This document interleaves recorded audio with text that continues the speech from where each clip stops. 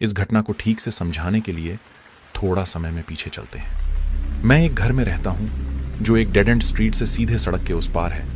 वहां से परे एक जंगल का प्रवेश द्वार है जो मीलों तक फैला हुआ है। जंगल पेड़ों और झाड़ियों के मामले में काफी घने हैं।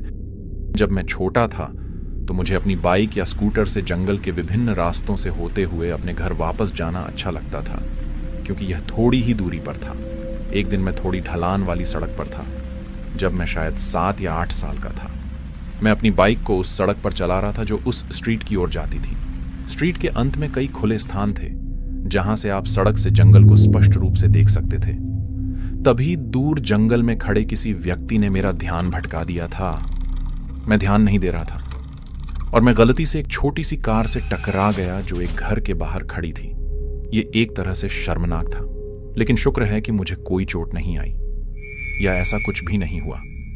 वह व्यक्ति पागलों की तरह आगे पीछे चलने लगा, जैसे वे किसी चीज पर निर्णय लेने की कोशिश कर रहे हों। मैंने देखा कि इस व्यक्ति ने काले रंग का रेनकोट पहना हुआ था।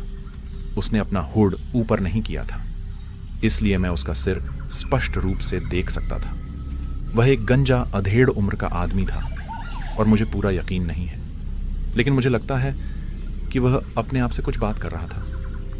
यह अपने आप में थोड़ा अजीब था, इसलिए मैं उस कार के पीछे छुप गया। मैं भागा और अपना सिर ट्रंक के ठीक ऊपर उठाया ताकि मैं अभी भी देख सकूं कि क्या हो रहा था। तभी मैंने उसके हाथ में कुछ देखा जो लग रहा था। हर बार जब वह ऊपर के पेड़ों में से एक के माध्यम से प्रकाश की किरण के नीचे चलता था तो वह एक तेज चमक के साथ चलता था। यह एक चाकू था और जहां मैं था वहां से मैं देख सकता था कि चाकू पर लाल रंग का निशान था।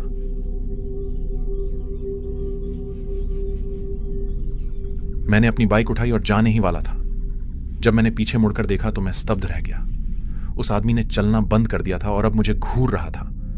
मैं घबरा गया और कार के पीछे गिर गया, जिससे मेरी बाइक छूट गई और स्ट्रीट से टकराते ही एक जोरदार आवाज आई। सड़क पर कुछ समझ नहीं आ रहा था कि मुझे क्या करना चाहिए। मैंने कार के पीछे से अपना सिर बाहर निकालने से पहले लगभग 30 सेकंड तक इंतजार किया। वह व्यक्ति अभी भी वहीं खड़ा था, बस घूर रहा था। फिर अचानक वह व्यक्ति एक भयानक चीख के साथ मेरी ओर तेजी से भागने लगा और उसके बाद कुछ ऐसा हुआ कि जब तक मैं जीवित हूं कभी नहीं भूलूंगा। मैंने खुद को वापस अपनी बाइक पर बैठाया और जितनी तेजी से संभव हो सके पैडल मारते हुए घर की ओर चल पड़ा। जब मैं सड़क के अंत तक पहुंचा तो मैंने पीछे मुड़कर देखा और जब मैं वापस लौटा तो देखा कि वह साइको जंगल की ओर जा रहा था। जब मैं रात के खाने के लिए घर आया, मैंने इस बारे में अपने माता पिता या अपनी बहन से कुछ नहीं कहा। मुझे डर था कि वे मुझे अब कभी जंगल साइड नहीं जाने देंगे। मुझे लगता है कि एक मूर्ख बच्चा होने के नाते यह मेरी अपनी सुरक्षा से अधिक महत्वपूर्ण था। लगभग 10 साल हो गए हैं और हम अभी भी एक ही घर में रहते हैं और पिछले दशक में यहां किसी अपहरण या हत्या के बारे में नहीं सुना है। इसलिए मुझे पूरा यकीन नहीं है कि वह व्यक्ति वहां क्या कर रहा था। शायद वह मानसिक रूप से विक्षिप्त था। उसकी दवा के अलावा शायद वह एक पागल नशे का आदी था।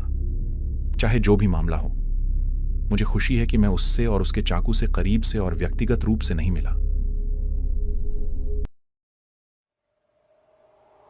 मैंने मेरे परिवार के साथ गर्मियों की यात्रा की योजना बनाई थी। हम मेरी चाची और छोटे चचेरे भाई फ्रेड से मिलने जा रहे थे, जो उस समय 13 वर्ष का था। मेरी चाची का घर एक शांत देहाती घर था जो खेतों और गंदगी भरी सड़कों से घिरा हुआ था। घर के सामने और पीछे दोनों तरफ बरामदे थे, जिससे यह प्रामाणिक रूप से देहाती दिखता था, भले ही हम चारों ओर से घिरे हुए थे। ग्रामीण इलाकों की सुंदरता से फ्रेड और मुझे ऊबने में देर नहीं लगी। सूरज ढलने लगा था, रोशनी कम हो रही थी और तापमान घूमने फिरने के लिए एकदम सही था। और मैंने इस समय को कुछ मजे के निमंत्रण के रूप में लेने का फैसला किया। घर के पीछे के मैदान से होते हुए मैदान एक गंदगी वाली सड़क में समाप्त हो गया। हम आधे मील से भी कम चले और एक छोटी कैनिंग फैक्ट्री की पार्किंग में मंद रोशनी देख सकते थे। जिस तरह से गंध आ रही थी, मुझे लगा कि वे शायद उबले हुए पीनट्स की स्मेल थी। हम वास्तव में प्लांट के पीछे तक चले गए, जहां वे रात के लिए डिलीवरी ट्रक पार्क करते हैं। वो ट्रक ऐसे प्रकार के थे जिनके पीछे डबल दरवाजे होते हैं और आपको अंदर जाने के लिए केवल एक तरफ खोलना पड़ता है।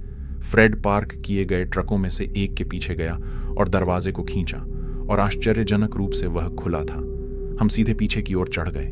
यह अंधेरे भरा और खाली था। मैंने हमारे पीछे दूसरा दरवाजा बंद कर दिया, लेकिन मैंने इसे पूरी तरह से बंद नहीं किया और एक छोटी सी दरार छोड़ दी। थोड़ी सी रोशनी का आना हमें सेफ फील करवा रहा था। मेरे पास मेरा सेल फोन था और मैं निश्चित रूप से बेवकूफ की तरह फ्लैशलाइट का उपयोग कर सकता था। हमने सोचा कि हमारे लिए ट्रक के पीछे अपने शुरुआती अक्षरों को ग्राफिटी करना अच्छा रहेगा।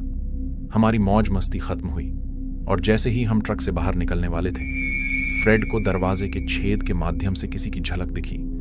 वह अपनी जगह पर रुक गया और मुझे भी देखने का मौका देते हुए पूरी तरह से स्थिर हो गया।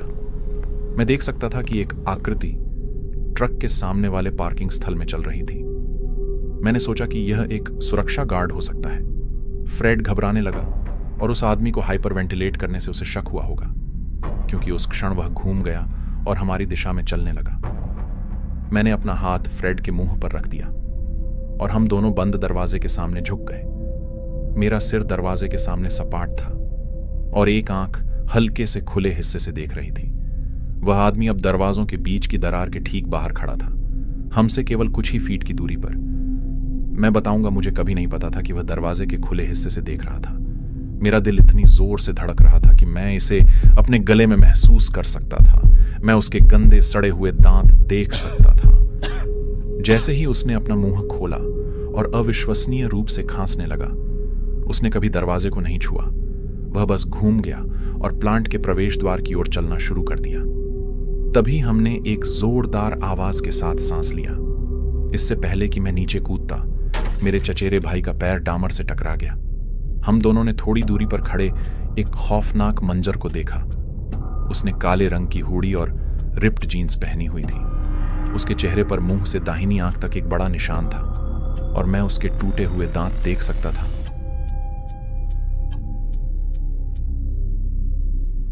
मुस्कुराहट में बदल गया। उसका रूप इतना अस्थिर था कि मैं आज तक इसके बारे में कभी नहीं भूला हूं। मैं ट्रक के पीछे जमीन पर गिर गया था और तभी उस आदमी ने चाकू निकाला। इससे पहले कि मैं कुछ कह पाता, फ्रेड वहां से चमगादड़ की तरह निकल गया। मुझे वास्तव में नहीं पता था कि फ्रेड इतनी तेजी से दौड़ सकता है जितनी तेजी से वह निकला था। मैं पीछे था, मैंने उसे फॉलो किया और वह आदमी मेरे पीछे भागने लगा। मैं अपने पीछे से उसे गुर्राने और हम पर गंदी गंदी गालियां देते हुए सुन सकता था। हमने खेतों की ओर अपना रास्ता बनाया और ज्यादा देर नहीं हुई जब मैं अपनी चाची के घर की रोशनी देख सका। कुछ दूरी पर मैंने अपने पीछे आखिरी बार देखा और मुझे केवल एक काले हुड वाली आकृति दिखाई दी, जो घास के ऊंचे और तेज धार वाले पत्तों के बीच खड़ी हमें भागते हुए देख रही थी। हालांकि वहां काफी अंधेरा हो गया था। मैं कसम खाता हूं कि मैं उसके हुड के नीचे से उस आदमी की क्रीपी स्माइल देख सकता था। मैं फ्रेड के साथ पोर्च के पीछे पहुंच गया, जो सांस लेने के लिए हाँफ रहा था। हमने अपने परिवार को वह सब कुछ बताया जो स्पष्ट कारणों से ट्रक के पीछे था। मेरी चाची ने पुलिस को फोन किया और लगभग आधे घंटे के बाद एक अधिकारी आया। उन्हें वह आदमी मिला। पता चला कि वह फैक्ट्री का एक पूर्व कर्मचारी था, जिसे उसकी गंभीर मानसिक समस्याओं के कारण जाने दिया गया था। तब से मैं अंधेरे के बाद कभी भी निहत्थे बाहर नहीं जाता। कौन जानता है कि अगर वह पागल खुल गया होता तो क्या होता।